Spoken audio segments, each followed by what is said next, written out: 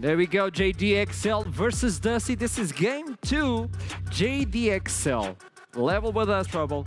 Can they look better than they're looking now? They're amazing so far. So I'm going to give you a little bit of a backstory. Okay. When we were creating the X7 segment at the very start of the pre-show, I was looking at the stats and I'm like, I can't find any stats that they're first at. The only thing I could find was goal difference at 15 and first blood percentage. Every other single stat belongs to JDXL. Every single stat you want. From anything, from experience to CS to anything there is, belongs to JDXL. And honestly, I'm really happy to see XL bounce back because they made a fantastic run back in 2021 spring where they made it all the way to the finals of EU Masters. And now they're proving again that they are a team to be feared going towards that stage of competition again. And now we can also get the 10th pick for MNS, the Are we? solo bolo king. I don't know. You know what? Okay, so first time I tried to get MNS to play Katarina, I was like, are you going to play Katarina? He replied to me for the first time, next life. I love that tweet, by the way. That was a little bit heartbreaking. But I'm not a quitter. I'm not a quitter. So I asked him again, you can play Katarina? And he said, no problem. What? He said, no problem. Oh, no. I don't feel so well. See, now my overreaction has been ruined anyway. They've lost one game. It's fine if they just lose another one. Just so we can see some... No, okay. We looked into XL a lot, but what about Dusty? A team on a good day can beat any team on the top of the standings. This was Vikings. He told us. Okay, I don't know if I can 100% agree with that because I felt like all of our top 3 teams on a very good day, they're on a whole different level. Yeah. And even though, yes, Dusty and the other teams can challenge them, I don't know if any of them are on that level of consistency to have many good days back to back to back to back. Now, one problem that Dusty is going to have to face is MNS because it's just so hard to pin the guy down. You don't know what he's going to play. You don't know how you're going to deal with it. We saw the AP Kaiser being picked in the middle. We saw the Arella being pulled out. He plays the Zeds. He plays LeBlanc. He plays anything he wants to play. And then you have Backland, who has had a lot of ups and a lot of downs. And we've talked about this before, Dusty. They live and die by the sword of Viking. And if Backland cannot back Viking up because he's been solo killed by MNS, like MNS traditionally does in his lanes, then this is going to be problematic for Dusty. Finally got a hold of this champion select, Yuumi Lulu. So take all those supports away. On the other side, looking at the Zeddy and removing Syndra from MNS. I don't like this because he already played Syndra, so he's not allowed to play it anymore.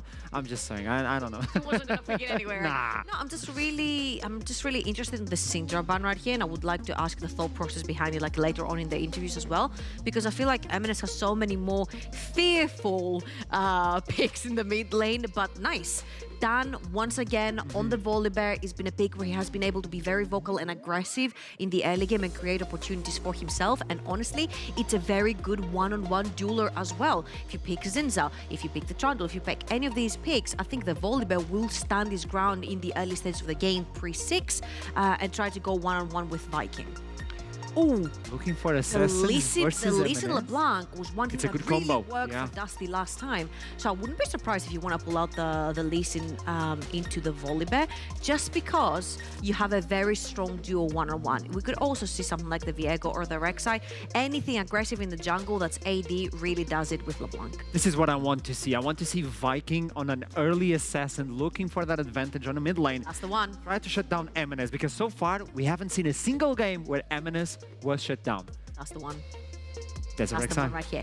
And you know what we haven't seen yet MNS on? Vex. Vex does pretty well into the LeBlanc. Every time LeBlanc wants to engage in, you have the shield. And honestly, the only time MNS found it really rough to play his LeBlanc was into the Vex. So I wouldn't be surprised that we'll see MNS pick it here. I also wouldn't be surprised to see Zamblek play for once again onto Varus. Don't pick that, it has really bad win rate. Oh man. He doesn't watch the pre-show. We just talked about Jin. Did you say worst win rate out of all ADCs or something? Most losses so far. I think God. 12 to 13, way too many. Well, maybe Zamblek is trying to fix that, you know? But he can't go attack speed like he does on every single champion, so I don't know what's going to happen. But at least he brings the utility to the bot side, and maybe they can focus on the top side and something on the mid side. So I don't know if this is MNS, because I've seen a lot of Zillions in the mid lane lately. I don't mind if this is going to be MNS on the Zilean in the mid lane because you give the zoomies to the Volibear and you can very easily invade it, you can very easily, like even if LeBlanc distorts away, with the zoomies on the Volibear, you can very easily catch up together with a flash. So I wouldn't mind that at all. There's also a bunch of assassination potential with the LeBlanc and the Rek'Sai, and the Zilean of course has the beautiful R button that takes you back in time, doesn't allow you to die. The Rel right here locked in before any kind of marksman. Interesting. I don't know. I'm fishing, okay? I'm fishing trouble. I'm just not the biggest fan of Rel in the current meta because all the carries are such long range that Rel finds it so difficult to engage. But at this point, you have so much backline dive together with the Rek'Sai and the LeBlanc that it's not the worst. Can you imagine Samira on this composition? This is a full-on blown attack. I actually cannot. I know, but I would love to. I know I'm a spicy guy. I need to bring some spiciness to my life. So Gangplank is going to be what's a better removed. iteration of Samira? What? Katarina. Don't you? No, they have LeBlanc. How can you? That's not gonna happen unless it's a tank Katarina on the top side. No. Okay, Akali removed on the top side. So they want to get Cries on a good matchup as well because they have the utility on the bot side. Now, one of the champions that A-Leaf plays really well is the Aatrox and the Gragas. And they both fit the composition really well. Gragas can misposition carries in the backline, bring them closer, allow the Rel to have a much easier engage, if you will, together with the Rek'Sai and the LeBlanc, and it's going to be an all-in composition. Same with Aatrox. Once you've dived in with the Rel, the Aatrox can find a very beautiful flank to keep the rest of the JDXL members at bay.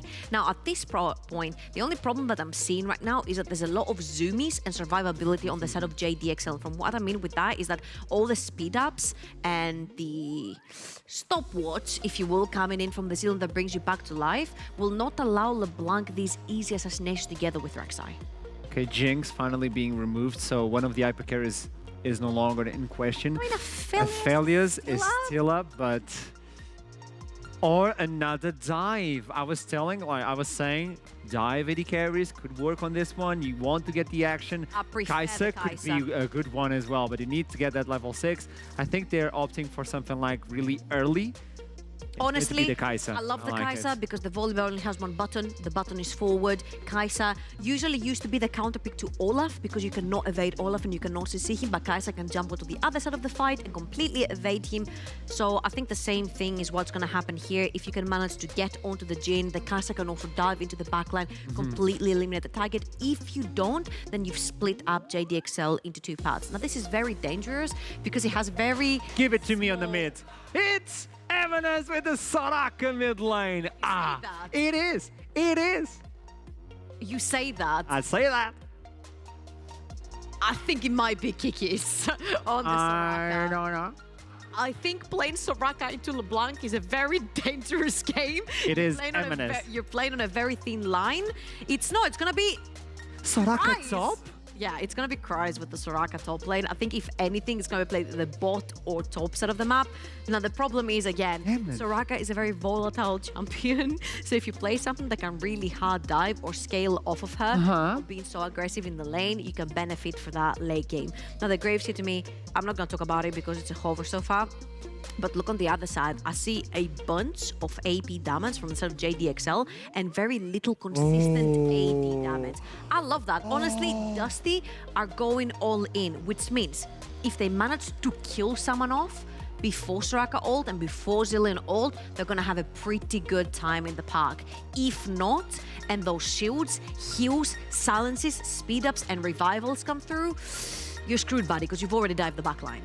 This is such an interesting champion select from both teams. I actually think there's a quite big possibility of this being Zilean. It is Kiki's with the Soraka. No, I love that. I genuinely love. If Kiki stays on the Soraka, I genuinely love that because Kai'Sa is a very short range ADC. Rel is a melee support, which means you get to poke them a lot and you get a lot out of the long range spells that Soraka has to bring you. And also any trades that will go towards your Jhin with pretty long range will be healed up straight away. I love the fact that Soraka ended up down in the ball lane. It's going to win sustain. Engage. I think sustain. There's too many shields, man. I love this. I love this. I can't wait to actually get the feedback from the caster's desk because as soon as the composition was done, the face of Nightmare was actually... He loves Soraka. Yeah, he He loves was Soraka. so confused because I want to see this, so initialize Nightmare, kick it away. I want it to be on the record. I was thinking as soon as the Rek'Sai LeBlanc was locked in, this is a great Ari game. I realized it was 12.2 at that point. He was really hoping for it. I mean, he was just saying Ari. Ari. Wasn't saying anything else, just Ari. That's it. So now I look at this and I see this Zillion going top, and I'm like, hang on, are we going to get a Smite top performance? Like, This definitely feels... Is this a farming Zillion? I do not think if you chuck either the Soraka or the Zillion top, it's going to go well. Wukong is very, very good at killing towers. Very, very good, because you get to like mimic up the bonk on the tower with the Q with your clone. Indeed, Crushing really Blow. not the best option you got available to you. I believe it's called Crushing Blow. I'll need to double check that. I believe the Q is Crushing Blow. Warrior Trickster's the clone. E is the Nimbus Strike. Okay. And then, yeah, Cyclone Q is is just the Cyclone, of course, yeah. I'm not going to make the reference you want me to, because that would be far too niche. We'll move back from that. That will have to remain a mystery. Maybe someone can DM me after to find out what that reference was, and you won't know it. It's That great. is one of the problems about being brothers. Well, It is very true. Half the things that we could say are probably just nonsense. Very, very specific reference to like okay. 2010 So. meme culture. Yeah. Just looking at the summoner spells, because we have this immediately and we have some time to talk about. We might get some level 1 stuff with the Ralda as possibility for that. Looks like we're spared that for now, though. That's an exhaust on the Zillion, obviously. Smite, yeah. So you don't need a smite to do roaming top, just don't stay in lane kind of strategy. What you want to be doing on the Zillion is kind of collecting minimal XP, getting some farm where you can, but then just impacting the rest of the map. Now, I don't like these kinds of compositions without a hyper carry. Jhin is not going to be your hyper carry. This game is therefore effectively all on M&S's back. You gotta get monster shockwaves, doing that with so much around the side, flanking potential from the Wukong, the Rek'Sai, and the mobility of everyone else. It's actually a pretty rough draft for JDXL for the first time maybe in this split. I mean, of all players to do it, though, I feel like M&S has got to be probably the best guy in the mid lane you can ask to do it. I mean, I went looking for some stats for this guy. Okay, tell me the stats. And I basically ran around and went, that's a great strat, that's a great stat. And I had to go down like the entire list because he's got great stats everywhere. He is #1 in KDA for mid lane at 7.5. Most kills of any mid lane at 8.3, with the lowest deaths at 2 an average a game, which is crazy considering he's got 23 solo kills, aka 2.5 solo kills a game on average. Normally, if you're going for those kind of plays, you're normally trading back every now and then. No, he's just getting clean murders and getting away with it all the time.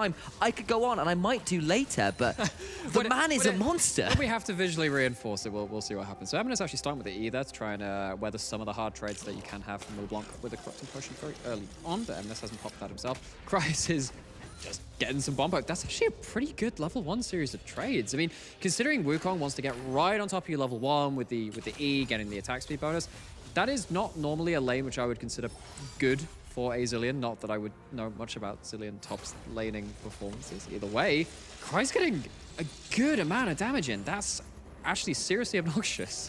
It isn't. We were kind of trying to theorize a little bit. Well, what on earth is a Zillion versus Wukong top lane matchup like? Because unsurprisingly, it's not that common. What I will say is obviously the Zillion is farming. That's important to know. It's not roaming as it stands. And 2, Wukong's passive is often about, withstanding AD threats. He's got like I think it's Stone Skin, something like that. That's the passive. And that isn't really coming into play here because it's the range versus melee matchup. And you've got the exhaust if Wukong goes for the all-in. Okay, well, Dan has come up top side. There's a flash. There's no clone. Yeah, Warrior Trickster looks like he's in trouble. Where's the bomb? Final auto does it. And it is Volibear that secures that with the red buff burn. First blood to JDXL. So much of that comes from the early trading from Kryze. Rocking out with his clock out. Elif hits the ground 0-1 on the Wukong.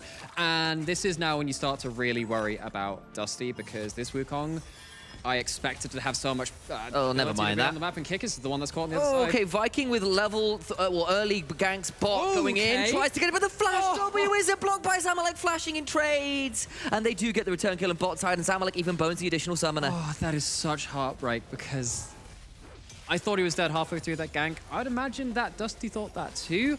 Very, very quick on the instincts though to say actually halfway through, yeah, we can get out. Just the flash at the end of it, which did not register through the body block that. But yeah, this is extended lane. Wukong's too far up. Slows from Zillion. Very, very obnoxious when you are trying to take a more of an extended path out of a confrontation.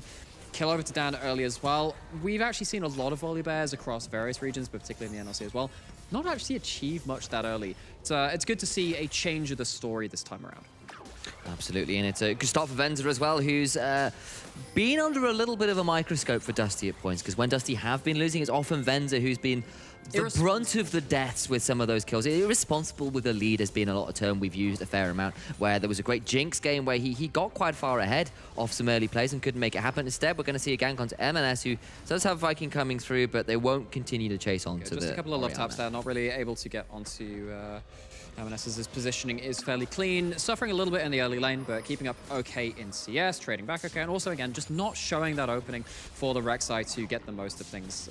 And Backlund still taking some trades on the negative end of that too. Effectively, M&S's job is to survive at this point. It's not like some previous iterations of the Orianna where you could have so much kill pressure the other way.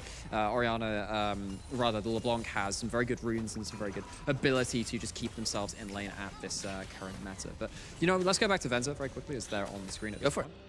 As much as Venza has been, I would say, irresponsible with leads, where he has a lot of DPM, gets involved in fighting, but dies so much too. What better champion to be on than Kai'Sa, whose job is to be hyper-aggressive, thread the eye of the needle, and get into that backline? We do see that Cryze actually has to play the flash on the side, as we were busy waxing lyrical about the bot side of the map. But Cryze still able to get back towards that turret. I don't think it matters that the Zilean gets down and farm. I think they're still being useful. Hasn't lost a turret plate yet, and they're still in the game.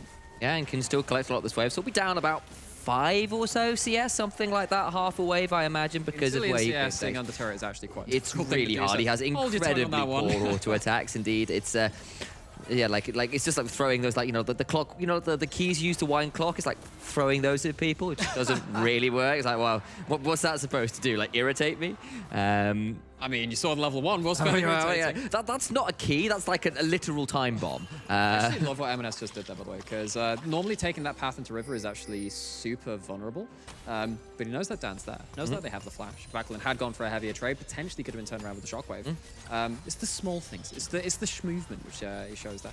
Some good clicks. Some good clips as Zemlek gets clicked multiple times by Venza and by the W, which means that the passive comes around. But speaking of that, M&S out of mana. Viking has a flash, potentially dangerous. Could think about it. There's Backlund stepping forward to see whether we can get on top of this Orianna. Flash forward to make sure the chains will land. Flash away, still going to get rooted. There's the shockwave, a lot of damage back. Now M&S needs to see whether he can find his way out, and we'll be able to do so with the Blast Comb.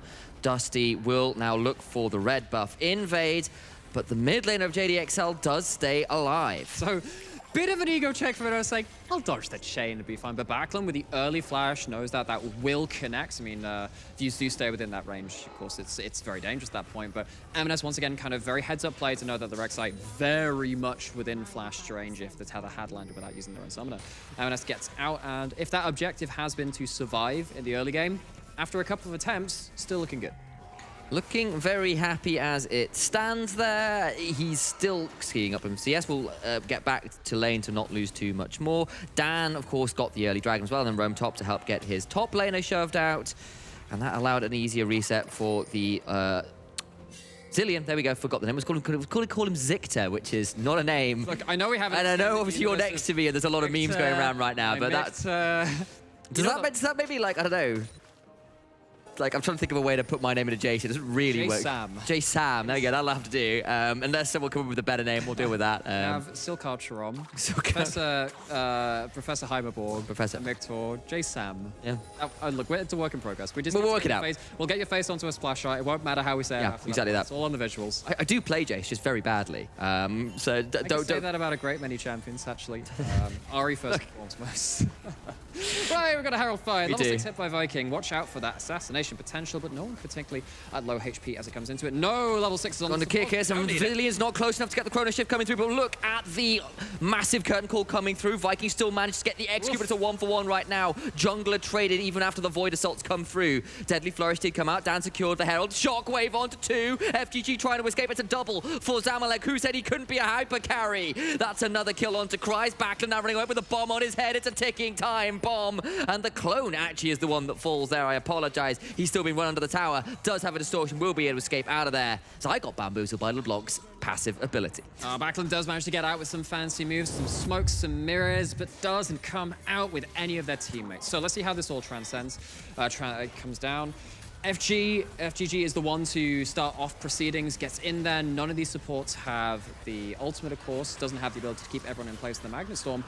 And as much as getting Soraka off the board is all well and good, I mean, you've had 0 damage onto Zalmalek, who gets very involved very early. You have 0 damage onto MNS, who also gets a 2-man ultimate through that. And you don't even have your Kai'Sa, who does have the ult to get themselves into the fray. It's just JDXL turning up at the right time, using the numbers advantage, and using their power spikes well.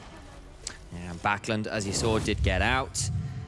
Did, of course, still come very heavily. JDXL favorably went 3 for 1 in that play, I believe, which was very, very good. You get 2 kills onto Zamalek. You've got an additional kill onto Kryze. MNS gets 3 assists. JDXL and early jungle control, early skirmishing prowess, looking pretty good here, even if Dusty have made some aggressive moves around the mid and bot lane. They've just not come out to all that much, and it's JDXL with the slight gold lead as it stands right here. And Dusty have got the comp, I feel, that spikes earlier and wants things happening earlier. So yes, I mean, there's always going to be the miracle team fight of Wukong finding enough people, of Rel finding enough people. But actually, if you have the Zilean at the right place and they're not caught in, you can save the Orianna, you can save the Jhin. That's fine. You turn around with a big ultimate after that point.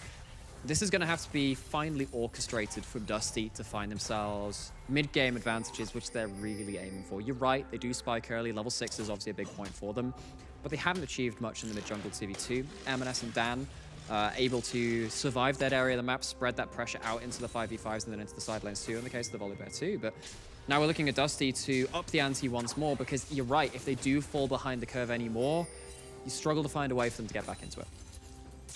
Now to see, of course, whether Venza, who has still managed to get themselves a pretty solid lead in that bot side, doing very well, has gone towards what's looking to be a Muramana build at some point in here with the tier stacking up as well, can make things happen for this team. Vikings still obviously on his favored Rek'Sai. You've got Backlund on a LeBlanc, a comfortable pick for him.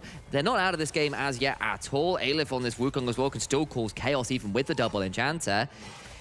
It's just a matter, I feel, of stabilizing and not letting JDXL get to the point where the double enchanter plus all the damage that Zamalek and MNS can do gets really obnoxious in the late game. Yeah, that's a swing and a miss twice from Kryze as near those bombs hit. But you can see how annoying it is when Aleph isn't in a position to all in. Those slows become so very annoying. So Dan hovering mid once again, and I've been really impressed again of how MNS has managed to get the most out of the Orianna's laning phase without actually being exposed. It can be very difficult at that point. So actually just understanding when they're in a point of danger, is Backlund actually going to be able to deny the cannon? Not even that. Shield comes on from the E, and then suddenly, after the distort's down, MNS understands it's time to move back up. Got to call it out as well.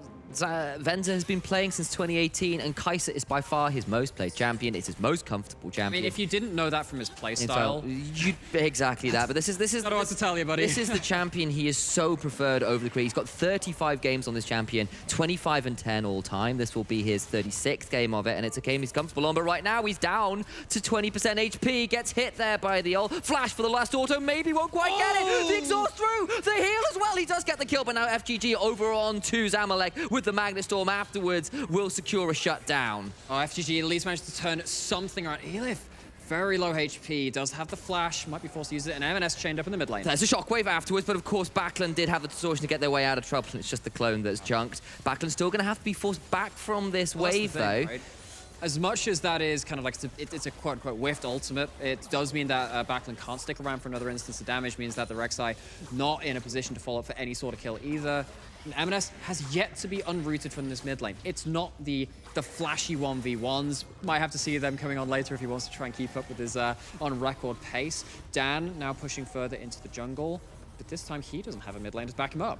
Yeah, there's going to be 2 people for JDXL rather trying to run away from 4 of Dusty, but they do manage to escape.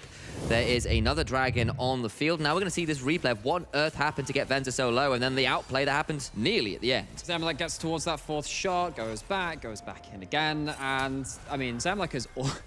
We know Zamalek does that. He always goes for the 1v1s and the AD carries. Now, Venza uses that auto-attack reset on the Kai'Sa ult when you put it that short distance, gets that shield. I think thinks that they have the heal instead of the cleanse. They pop that through it. At least it ends up being a 1-for-1. But this is kind of becoming a Zamalek classic at this point. And he does, in fairness, get the kill, and it is FGG who gets the return. He's the gets the shutdown as well, so I think you feel pretty happy as far as Amalek. Yes. It also costs Kai'Sa the half arm.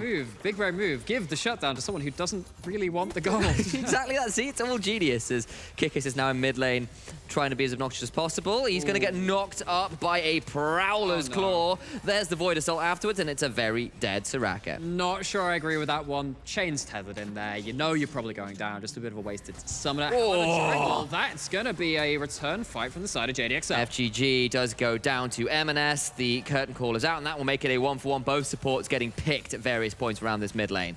Another solo kill for... Okay, it's not quite a solo kill. But M&S gets himself onto the kill ball once again, 2-0-3. And Dusty, as much as that was a good pick at the first part, as soon as you see the dragon go down and you know that the Volibear is in that point of power, you probably need to approach that a little more carefully. You don't have the Wukong to really start breaking up proceedings too. Wukong, hell, has had to go for Gore Drinker over Divine Sundra. Doesn't even have the same degree of crazy like burst potential. Really struggling to actually get these bigger fights going their direction of Dusty. They managed to find some picks, but anything involving large amounts of members has surely not gone their way. As we said, going back to that pick there, I mean, it's just the mobility difference coming in from Dusty's champions, and the Soraka goes down for that much of a fight. Does get taken. Of course, down was on the dragon at the time, so that then cost FGG because the Volibear was around and able to pounce. And they're going to take out a Herald here as well. It's the neutral objectives that are, as per usual, going in JDXL's favor. They're up about 2,000 gold, and M&S currently 2-0-3, though without a solo kill for once in a game. Crazy, I know, right? But I think it was last game day, so back on Monday, where we kind of touched on some of JDXL stats. Might have been actually last week, trying to remember exactly when we did it. But they have incredibly high first tower, incredibly high first dragon, herald. You know, I think it's first herald and baron are the ones which they tend to go towards the most. They might get themselves the first kill of this fight. Sven's is stunned up. He's cleansed. He's going to get to the blast cone. Does not quite get stunned down. That 4-shot won't quite do it. M&S looking for the final auto. Just gets it with a command attack. M&S not being able to achieve the solo part of that. 3-0-3 though, got the symmetry. There's a Herald in here too. Without the Kai'Sa, JDXL might be dealing almost a death blow to this game, only 16 minutes in. This is going to be such a hard push for Dusty to retreat, to kind of stabilize after this point. They've lost themselves the ready carry. They're no longer farming. They've lost themselves presence in structures on the mid lane. Dad is going to get chained up, doesn't have flash. This could be an important pick for them. Could be, but he's still pretty fast. Got the Thundering Smash. I believe he'll have maxed that ability by the looks of it. And also got to point out that Dusty did actually get first tower down the bot side. They did have Backland and Viking get a hold of that, but all the while, JDXL used that Herald mid, got a hold of that. They're now moving towards his top lane, which is also still pretty low. Backland is here, but I don't know whether he wants to be. He's got to be a little afraid of the mid jungle that's waiting around for him. Doesn't have the Mimic. Oh, that's a shockwave, and he's just going to go straight down. There's no way out for the man. Dan picks that one up, and the mid jungle bait gets their prize. Oh, and you called that out really well. Of course, used the Distort on the wave, didn't have the Mimic. Cooldowns have been counted. We're not in a casino. We're allowed to do the old card counting technique here. And Backland is the loser of this particular pot. Yeah, he doesn't. I believe card counting's allowed, just frowned upon and gets you in trouble. So don't do it. You'll get yourself in trouble. But, you know, apparently, okay, Backland strictly, is frowning from the death chamber. You can tell that he's one is frowning. How dare you count my ability angry cooldowns? Expression on his face. Counting cooldowns. How dare you? Written in chat. Can you do it Doomby style, though, mid-fight? That's the real question. It's not going to be the pick in the mid lane, though. They don't quite get a hold of that one, though. I appreciate the attempt. And the gold lead up to 3,000. The kills are in the right place. It's on your jungler, and then most of them is on your AD and onto your mid laner. Orianna and Jhin, very happy in this game. You can see it in the gold as well. Hefty gold lead for M&S, even if it's Venza who's staying relatively even with Zamalek as it stands. When we're using this as context, I want to actually just quickly return to something I said just a while ago, just saying, wow, this feels like a death blow in that mid lane push with the Kai'Sa going down, another tower going down, because this is not like the last game where you can kind of see some parity in scaling in some ways. You were absolutely right to call it out earlier that Dusty do spike on a couple of items. They don't realistically want to go into 5v5s anything less than a KO2 advantage, and of course that has been flipped on them. FGG looking for something, but he's just caught. Oh, it's just so much pick CC. That's the damage. That's going to be just dead, surely, for FGG. But then Backlund going in, but he's been exhausted. There's double exhaust from him. But even the burst that JDXL has, or rather that Dusty have, isn't that great. As Unstop goes down, who's forced the storm. It's a stun onto Venti, who tries to use the ult, but has to flash away from the shockwave. But look at Backlund, who's flashing over the wall to try and survive. It's the clone that forces Amalek's auto. And the LeBlanc needs to try and find a way out of this. Surely will do. Nobody dies, but it's Dusty running away with blinking health bars on most members. Okay, Viking trying to find his way out, has to flash over, doesn't have the E cooldown. So once again, it's Dusty not losing members, but not being able to find any sort of optimal, aggressive path into that fight. Most of the start of that fight was JDXL using regular abilities to catch out FGG, who barely escapes their life. They're giving over Soul Point. They're giving over control of the bot side too by losing a tower down there after they took first tower even themselves. JDXL choking out this game. We know this is a team that does that, but this is showing no mercy to Dusty. And it is a ruthless combo that we've seen from JDXL. They have drafted this Volibear, Jhin, Zilean combo before. They did it in week 3. They did it against Veneer. And of course, it was the Zilean for Kikis at that point, which is what has had us thinking. But the point was that basically, you speed up Volibear, who runs at Mach 5 with his Q active, and then Jhin can follow up, and there is nobody on the side of Dusty who wants to tank that combo up. Into the fight too, starting off things. They're going to try and continue this one. That's Venza, who's landed a decent Void Seeker there to see whether some damage is M&S. Going to try and kill Viking. The shield just about keeps him alive, and Aerie won't kill them. And that would have probably been a solo kill. I think it might have been. So, barely escaping with their life. Viking forced to reset. And every time this happens, you're seeing jungle camps go down. You're seeing waves being missed on a lane because Dusty are the ones who might not lose anyone, but they're bearing the brunt of the HP disadvantages. JDXL get to choose their resets a bit more opportunistically. They get to choose everything. JDXL find the micro advantages yet again. And the thing we didn't get to talk about, because it happened so fast, was the fact that after all those blinking health bars came down, JDXL went, we've got mid lane, we'll rotate, get Infernal Soul Point, by the way. That's the addition of everything else that's gone. You might not have got the kills, but you get that huge advantage there.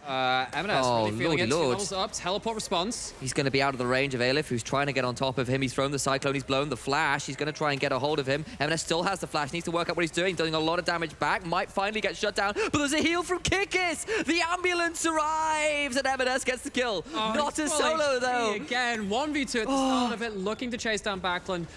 Nukes him out. It's a feel-good moment in a grim game. The darkness of the Black Rose will be cut down once more. You're going to be pressed and held in JDXL's memory book. It feels like you got a blast going, but I don't think Alcove Gaming is getting you anywhere in this game. Got a time bomb on your head. You take a command attack, a dissonance as well. The clone tanks the tower, Backlund gets stunned, and it's Dan that goes onto the killing spree. Yeah, I mean, it's a feel-good moment in such a grim, dark game. You are sat there in the top lane, and there is only death in that eventuality for Backlund, trying to get that one out before the play happened, but Backlund decided to extend that one. Yeah, it's going to be down for the eventual Baron Steel. There are 4 members of Dusty alive. I don't think they could contest it with all 5 members. Dusty being propped up by both of these enchanters. Viking looking for the Miracle Steel, and that's about it. Yeah, in the grim darkness of the top lane tower, there was only a frenzied maul, and they're going to continue going in as Dan. That's awful. Almost as bad as Venz is feeling after that death. Wow, he's just so fast. I don't know what to say. Zilean has the power to speed up a Volibear to probably slightly faster than the speed of sound, it seems. I was about to say that I felt like I saw a sonic boom coming in the wake of that Volibear running down his prey. Backlund back out onto the map. Of course, there was no Baron taken, so that is a consolation, but a small one at that. It's not like Backlund and crew have found anything themselves. He's having to flip back again, uses the Mimic to get out of things. It seems like every time they go for something, teleporting. It has been nullified. More chunks coming down. FGG looking for a final hurrah. Is the Magna Storm to get onto M&S. Remember, there is no stopwatch, but there's still the wish coming through. Zamalek picks that one. Over comes Aleph, but he's been exhausted. Dan stepping up, and there is the Gale Force as well. Aleph so damn low. He's got no Warrior Trickster. Is coming out. They're going to try and get M&S, who flashes away. Shutdown comes through, and M&S finally falls, but it comes at a cost. 2 for 1. Backlund's going back in, but he's going over the wall, and he takes a deadly flourish. The Star Call comes down, and it's evil omens in this particular game. There is no way out. The stars were in alignment, this time for JDXL. And he flips back to the distortion right in front of Zamalek, who hard scope point blank shoots him down. Gonna go back into a replay for this as again, it's one of these last gasp efforts because you know that you have to play the broken fights. You want to try and play around the Rek'Sai and Kai'Sa, but funnily enough, they're actually not at this play. You can see how desperate they look at this point because they know that anything which is a quote-unquote kind of normal fight is probably not going against them. They try and find a fight against the rhythm of the game, and sadly, they lose it. Backlund got rooted there as well, and they're just JDXL so on point. Every play that Dusty made, and I give them credit for trying. They've made a couple of attempts now to get something on the sidelines to use the pick they do have. The problem is the exhausts, the global heal. You've got chrono shifts, you've got so much CC. Like, what do you do to get the damage down without being sort of frozen in place for an eternity? Well, not that. This might have worked against. Thank you, Nymera, for your incredible insight. This might have worked against a lesser team than JDXL, but as we've seen, this is a team which is very, very coordinated. They're understanding of their lane assignments. They know where their pressure points are. We've seen M&S understanding he can take 1v2s, understands the defensive measures they can take as well. Infernal Soul on the table. It's going to be taken down by JDXL without a contest. Dusty looking to, well, they can't even take themselves a Baron, looking for a pick. They don't get that either. They get nothing. Come hell or high water, JDXL will find themselves a massive amount of jungle control. Appropriate considering they got an Infernal Soul, even if Nymera mentioned the Ocean. Backlund being stunned in place. Dan's running him down.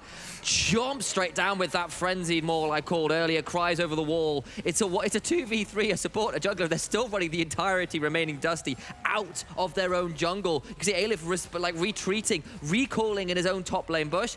JDXL move right back to the Baron. It's not the fastest Baron you've ever seen, but at this point, there's no one around to stop them. Dan just ults over the wall to get back into the pit, wants to get themselves right there. Oh, Lord, that's the solo kill! For M&S. We waited 25 minutes for it. It's not on the easiest champion to achieve it with. It's more about the team play. M&S still got some of that spark in them, though. 24 solo kills in 10 games. This man is a monster. I believe this is his 10th unique champion as well. I haven't seen him in Orianna yet either. Is there no depth to which this man cannot pull out a new and incredible champion? Apparently, third item's complete. I'm looking to see his inevitable one game of Ari to appease the crowd, which is namely me.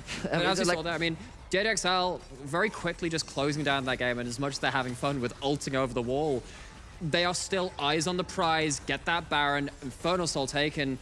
Backlund looking for something, looking for anything, but when your mid lane has been out-leveled by the enemy AD carry, I don't know what to tell you, game's completely off the handle. And Dan just running behind the enemy lines here, straight through the blue side jungle. And Viking on that Rek'Sai, just having to back away. There were some good ganks earlier, some good attempts, but it's just felt like JDXL with another one of those clutch pocket drafts that is causing so much chaos. The control, the consistency of this team is feeling so unmatched. Yes, maybe X7 have more explosive early games, but no one is cleaner than JDXL in the mid game, and no one seems to be able to stop them once they get this kind of calculating, crushing, suffocating lead. They're into the base and inhibitors down, and Dusty, if you've got any options, you need to show us now, because FGG is taken down to nearly no HP at all. The shockwave goes wide as a Void Assault comes down. Kikis picks up a kill of all people there as the Viking went in a Hail Mary and was shut down. They're going to need a bigger boat, and they're the one with the damn Void Shark. Porter for Viking goes in for a Hail Mary. It's a Bloody Mary at the end of this fight. Killer Instinct coming through from Venter. They're trying to get something. It's not bad, but it's just not enough. There's not enough damage. There's not enough gold. There's not enough way through all the CC. They finally kill the Chronomancer, but it is the mistress of the Black Rose alone that stands to watch her empire fall. JDXL are just too clean. 9-1. Go the Academy team. Keeping pace at the top of the table. They throw that baton right over to X7 to see if they can match that score later on. And that is also what we have to keep our eyes on now. You know, all of these teams showing these strong performances, that has implications for these other teams which have traded games with them. We're into the revenge match now. We're into this victory lap for some of these teams too. JDXL, like I said in the power ranking that I made, I think they might be the best team in the league. It's up to the other teams to show them up now, because Dusty, we're not close to it. when you can show another draft flex like that. Zilean top lane, by the way, Soraka bot, when you can get a 10th unique champion on your mid laner who is crushing every stat out there. What do you do versus this team? A question we'll need to ask as the weeks go on. But we are going to have to start throwing to a break. We've still got more to go. And that means we have to say goodbye, but only briefly. See you around in just a few moments.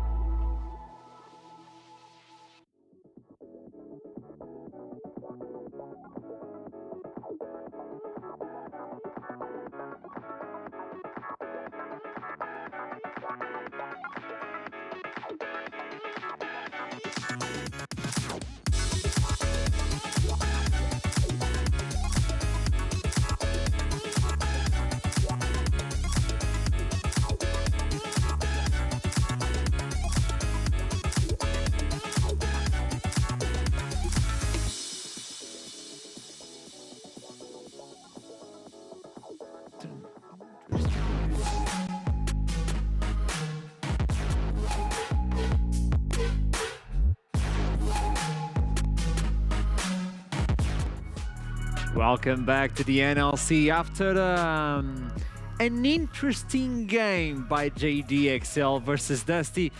What can you do on these situations? Well, you cannot do anything. JDXL picking up another win, going with only one defeat so far. This team is showing signs that they want to go for the playoffs, they want the EU Masters, they want everything. And I want to talk with someone from JDXL side. I know I have the one and only Turok. Hello. Hey. Hey. Okay. You won, but at what cost? You played Zilean top, Soraka support. How can you live with yourself picking like this? I can live with myself perfectly. It's very fun. No other team picks Zilean top, so we can do it, right? Like, look, think of it this way. We're just bringing more entertainment, more variety for the NLC, right? You know, so whether it's Zilean, whether it's Soraka, I don't care. You know, like we're just bringing more unique champions. We're just trying to make it more fun, you know, a little bit more spicy. You know, I think it's a perfectly acceptable cost, to be honest. It was really spicy. It was. Okay, so explain to me, like I'm 5, what this composition is supposed to do for everyone at home to understand what went on the Summoner's Rift. Well, I think there's 2 extremely important aspects to this composition. So, first one is the bear, which we were surprised we got again, but I'm not complaining. We'll just, and then what you do is you get the bear, and he runs really, really fast when Zilean speeds him up, right? So then people aren't allowed on the same screen as the bear, and it makes the game very fun to play. And then the second thing is, if we don't get behind, we have Soraka. So then we've got an entire ambulance for the team. So we can just walk anywhere and they just run out of damage. So, we just become unkillable and really fast, which, is pretty fun for us.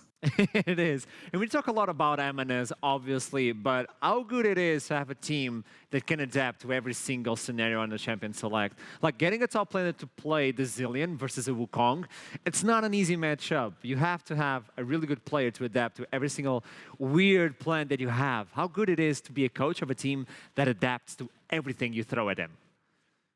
Yeah, it's great. I mean, this is what I've wanted for a long time. And when I got the opportunity to build this JDXL roster, it was a natural fit where I was speaking to players, I was chatting to Kryze. I was like, so I'll let you. I'm really like pro weird champions. Is that okay with you? And he's like, yeah, well, I think every champ's of like viable top lane, so that'd be kind of fun if we started using that. So yeah, I mean, across the board, everyone's willing to play random stuff, and the idea is that if somebody suggests something, then we test it and we believe in them. Whether I suggest it, whether a player suggests it. But the point is when everybody has that type of mindset, we can have some of the best drafts or some of the craziest stuff going on, which is really fun to do because not every team has that luxury. Yeah.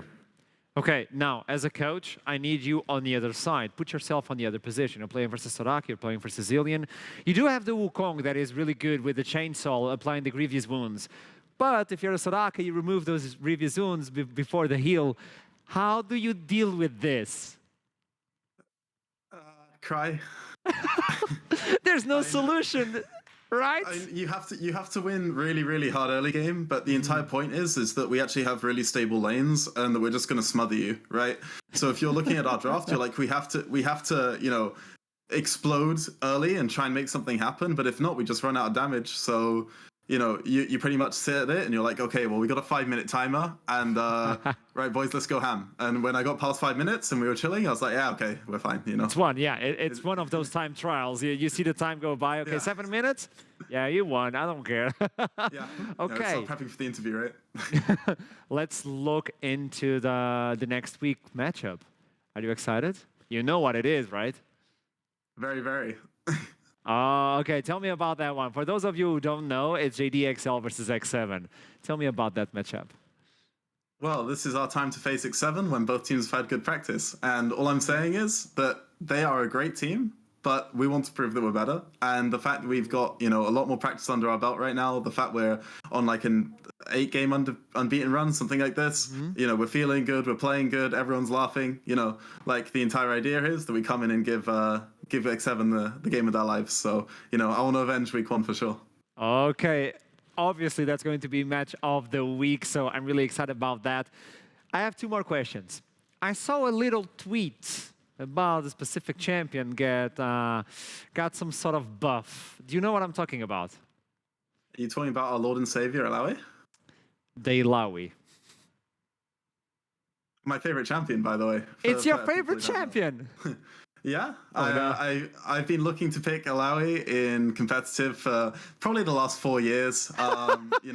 To be honest, it's been a long road, but the great part of this is I have a team that can play everything. So if there's any team that can play Alawi, if she gets buffed properly, it's this one. So my dream will finally be fulfilled, and every player I've terrorized about playing Alawi can breathe a little easier tonight. So. I'm so excited to see an Ilawi on competitive play. I'm so excited. Okay, and to leave you on this note, by the way, you should look into Pantheon. I'm just saying, he's a chill guy, He has a good beard, a good posture. I'm just saying, you could pick him. I don't know. Yeah. Think about that. Yeah, I like his beard. Yeah, thank you, Turtok. Yeah. Have a nice one. I'm here for it. Yeah. Thank you. See ya next week. Nice beard, Akram. Same nice time? Beard. Yeah, thank you. Yeah, you're welcome. Thank you so much for the interview, man. Have a nice one. Thank you. Bye-bye. Yeah. There we go. Good spirit above all. This is what I love about these interviews with Turok. And also get some insight on what his mentality is regarding the Champion Select. And it is crazy. That's the mentality. He's completely crazy. He's a madman. No one can stop him. Who holds him accountable? That's what Nightmare would say. Okay, but disregarding now the JDXL part where we talked and all yada yada, we should look into Dusty because it's a team that can fight every team that they want if they get the early game, if they're on a good day, as they told us, Viking told us about that. So I want to know more about this game, how to work on this game because it's a really hard game. And I have Alif with me, who played Wukong. Hello. Hello. Obviously, if you see that Champion Select, you're not happy, are you? Yeah, I mean, we got a bit surprised, right? The Zilean cheese picked up. Kind of surprised, so we kind of had to figure it out on the fly, what to draft against it.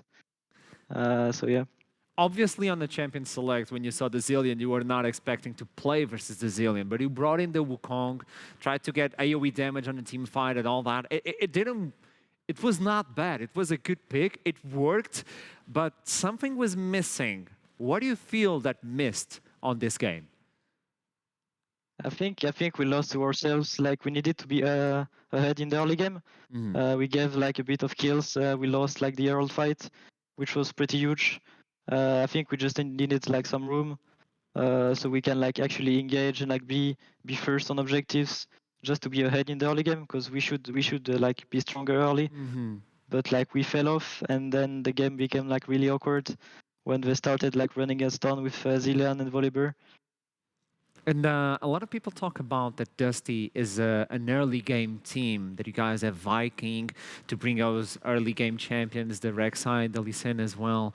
What do you feel about that? Do you believe that Dusty has more to show to everyone, but they're actually saving for a better opportunity? I mean, I don't think we are like a typical early game team. I think we can play a lot of stuff, like late game or early. I think it just depends on the matchups that we're facing and like on the weeks that what we actually want to practice. But yeah, I think we can like play a lot of stuff. Okay, now we're looking into the second half of the split. Finally looking into rematches. What is the one you're looking for most? I mean, I would say like the same as what I said like on Monday. Like the top 3 teams. I mean, today we lost against JDXL, but like there's still X7 and Bifrost. So like we are looking to face them the most, I think, and like to prove us that we are stronger than this. Okay, if we're looking into the top 3 teams, the Bifrost, the JDXL, and X7, what is the team that you reckon that you can actually win? And what is the weakest team that you think is on the top of the standings? I mean, I would say Bifrost. It's probably like the easiest of the 2 to win against. Like X7 has a really strong roster, and like we are looking kind of scary right now. But like I think every team is like beatable on a good day. If we all perform like really well, we can take them out. I like that. I like the posture that you guys, like Dusty, is bringing into this split. I like how you guys are actually improving and adapting, and I want to see more of you. So thanks so much for this interview. I wish you good luck, and I'll see you on the next week. Thank you. Bye. Thank you so much. Bye. There we go. This is a wrap-up for this game. Dusty were not capable of actually going over the cheese of JDXL, but just as we learned on the previous week, a little cheese on every single dish is not that bad, is it? Now we do have a little break before the next game. It's going to be Eminem versus Bifrost. Ooh, this is going to be a spicy one, so I'll see you soon. Don't leave the room.